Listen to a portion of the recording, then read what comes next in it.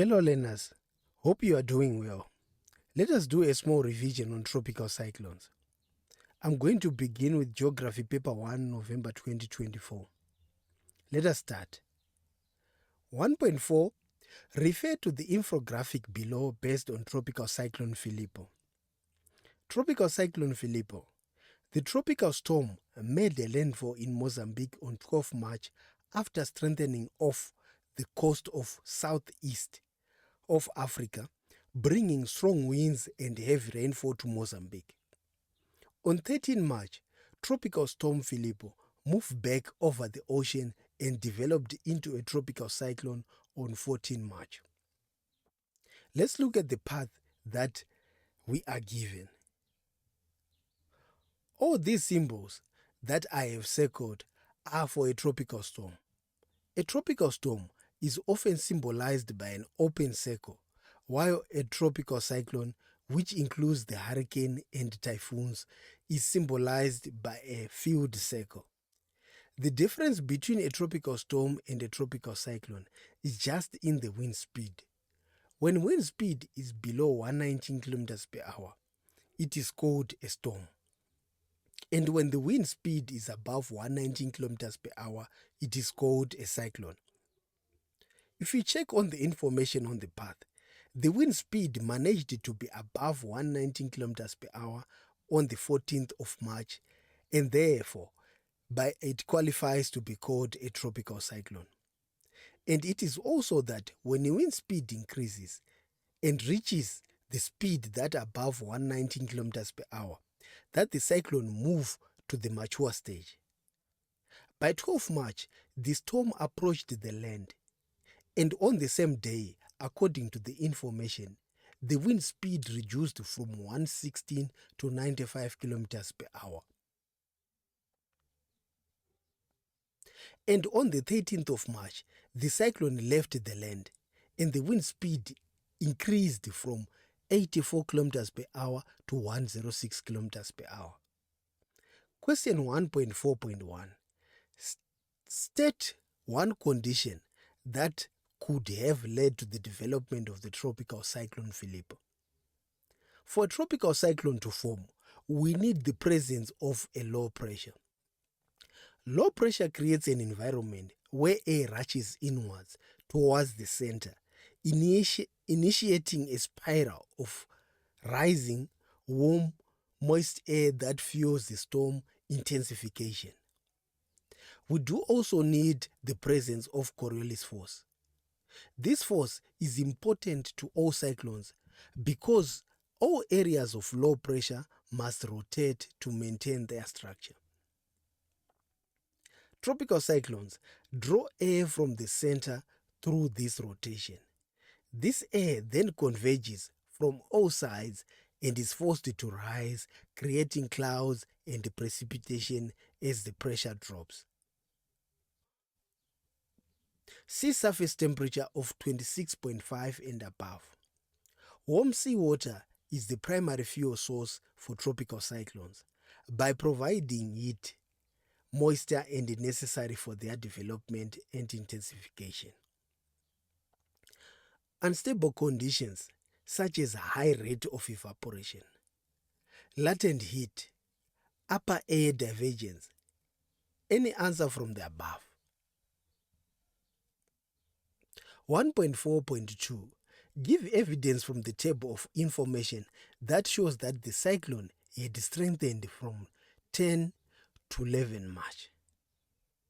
The storm is exposed to more moisture since it is traveling in the ocean.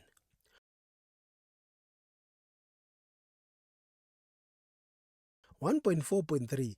Give two reasons for the decrease in wind speed from 6 a.m. to 6 p.m. on the 12th of March. This is because the cyclone is moved inland.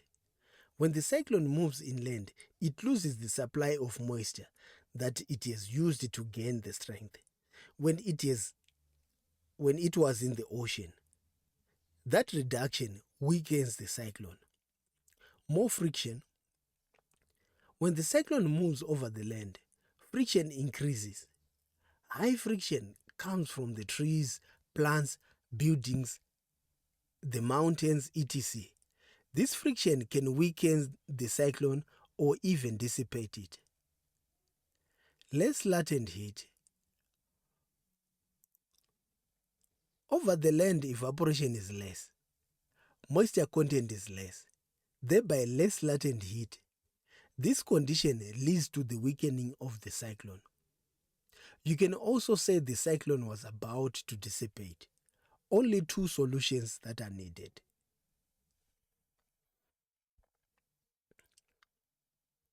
A tropical cyclone cross-section typically features a central, calm eye surrounded by a ring of intense thunderstorm called the eye wall, with spiral rain bands extending outward.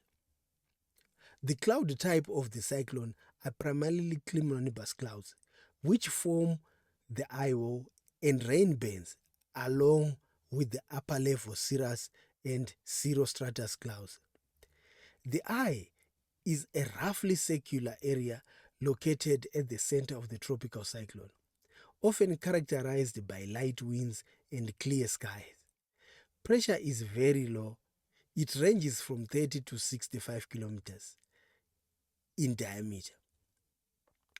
Air generally sinks, leading to a relative calm and clear area with light winds as the air warms and dries as it descends.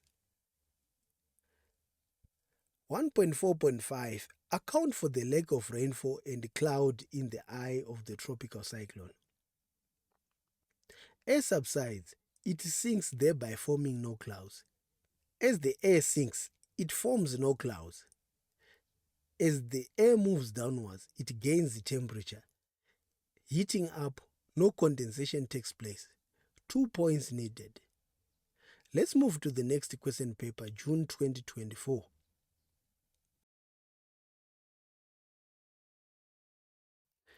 Impact of Tropical Cyclone Freddy. According to the Australian Bureau of Meteorology and the US Joint Typhoon Warning Center, Tropical Cyclone Freddy formed on 6 February 2023 in the Indian Ocean, northwest of Australian coast. From its birthplace near Australia, it went from east to west across the entire South Indian Ocean towards Africa and traveled approximately 8,000 kilometers. Tropical Cyclone Freddy hit Madagascar on 21 February and Mozambique on 24 February. The impact of heavy rainfall and strong wind in Mozambique were more severe than Madagascar. This included the damage in infrastructure. On 5 March, Tropical Cyclone Freddy turned in a northwesterly direction, hitting Mozambique for a second time on 11 March. This path is rare, unusual, as it moved in a northwesterly direction, and the system was moving very slowly, and this gave it plenty of time to draw in large masses of water from the sea.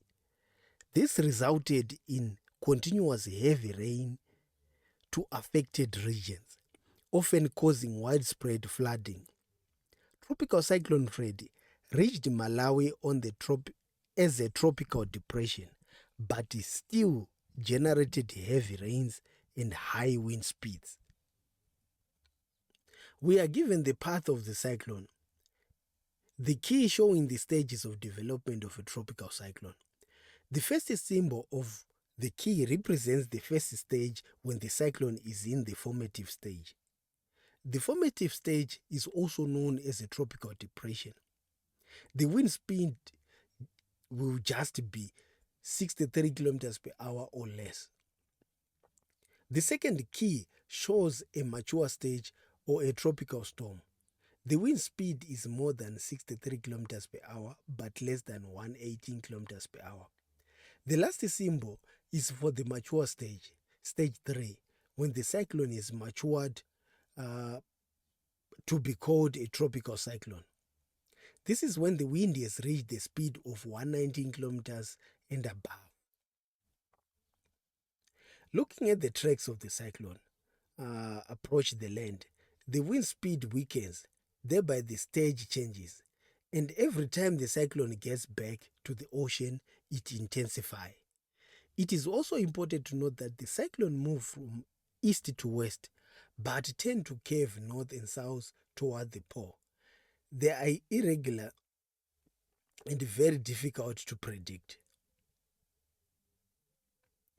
Question 1.4.1. On which date did tropical cyclone Freddy hit Madagascar? On 21 February.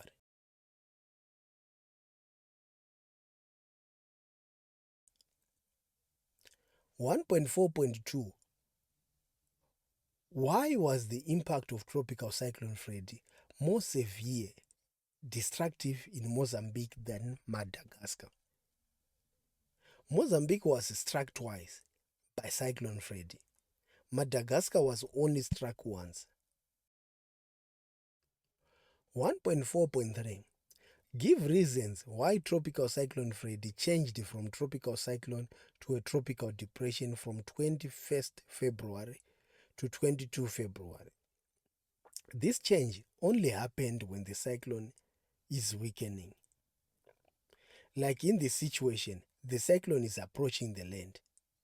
It has reached the land where it is dry. There will be no evaporation and subsequent release of latent heat. Friction with the land also weakens the tropical cyclone. Only two reasons needed. 1.4.4. Why is the northwesterly path taken by the cyclone Freddy considered rare or unusual? To best answer this question, we have to refer to the wind direction. Tropical cyclones, because they form in the tropical latitudes, they are driven by the tropical easterlies, moving from east to west. So moving towards the poles becomes rare, since the cyclone is expected to be moving towards the west. 1.4.5. How did the Mozambique Channel influence the increase in intensity, strength of the tropical cyclone Freddy? The Mozambique Channel can provide conditions whereby the tropical cyclone that was about to dissipate can start to regenerate. Regenerate means to gain more strength. This is because the cyclone have moved back into the ocean. Thereby, the warm ocean surface can supply the cyclone with an increase in evaporation. There will be an increase in latent heat. There is less friction over the water surface. 1.4.6. Explain the damage to infrastructure caused by Tropical Cyclone Freddy could have a negative impact on people in the affected area. On this question, to get the full marks, you need to state the problem and its negative impact.